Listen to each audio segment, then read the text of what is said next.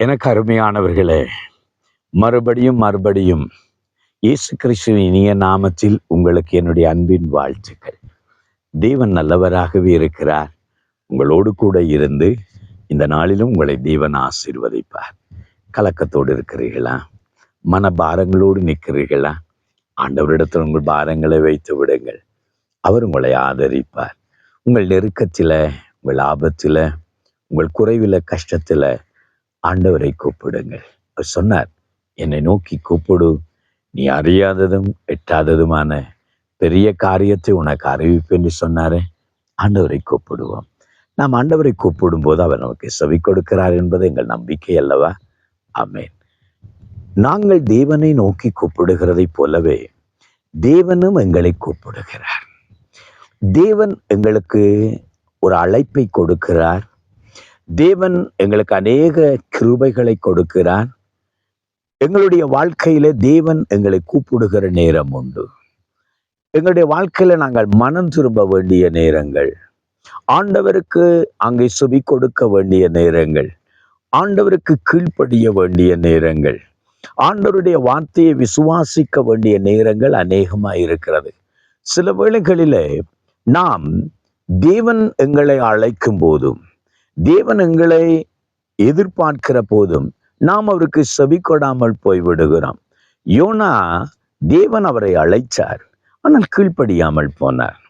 அதனாலதான் சொல்லுகிறார், மாயையை பற்றி கொண்டு தேவனுடைய கிருபையை நான் போக்கடித்து விட்டேன் என்று சொல்கிறார். மாயையை பின்பற்றி சில வேளையில உலக காரியங்கள், இந்த உலக சிற்றின்பங்கள், உலகத்தின் முக்கியத்துவங்கள், எங்களுடைய வாழ்க்கையில இருக்கிற எங்களுடைய சுயநலங்கள், தேவனுடைய வார்த்தைக்கு கீழ்ப்படியாமல் போய்விடுகிறோம்.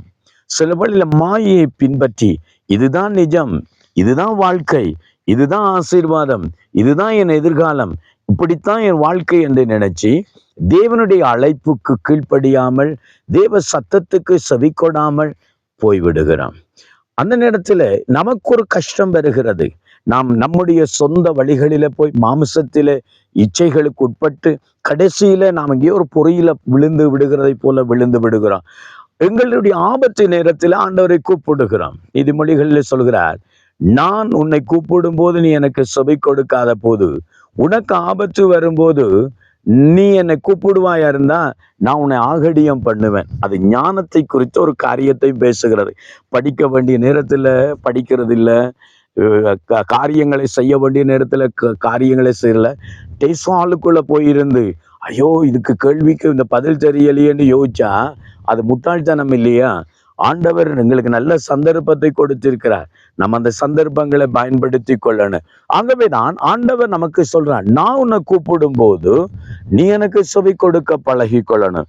அங்கே சகரியாவின் புஸ்தகம் 7வது அதிகாரம் 13வது வசனம் சொல்லுகிறது, நான் கூப்பிடும் போது அவர்கள் எப்படி கேளாமல் போனார்களோ அப்படி அவர்கள் கூப்பிடும் போதும் நானும் கேளாதிருப்பேன் என்று சேனைகளின் கர்த்தர் சொல்கிறார். இஸ்ரவேல் மக்களை தேவன் எத்தனையோ தடவை கோழி தன் குஞ்சுகளை கூட்டி சேர்ப்பதை போல கூவி அழைச்சார். தீர்க்கதரிசிகளை அனுப்பினார். காலத்து காலம் தேவனுடைய மனிதர்கள் வந்து ஆண்டவருடைய வார்த்தையை சொன்னார்கள். ஆனால் அவர்களோ கேளாமல் போனார்கள்.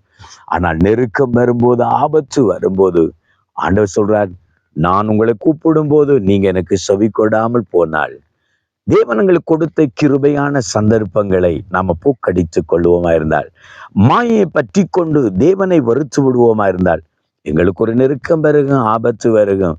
ஆகவேதான் நம்முடைய வாழ்க்கையில தேவனுக்கு நாம் கீழ்ப்படிய, தேவனுக்கு செவி கொடுக்க எப்பொழுதும் பழகி கொள்வோம்.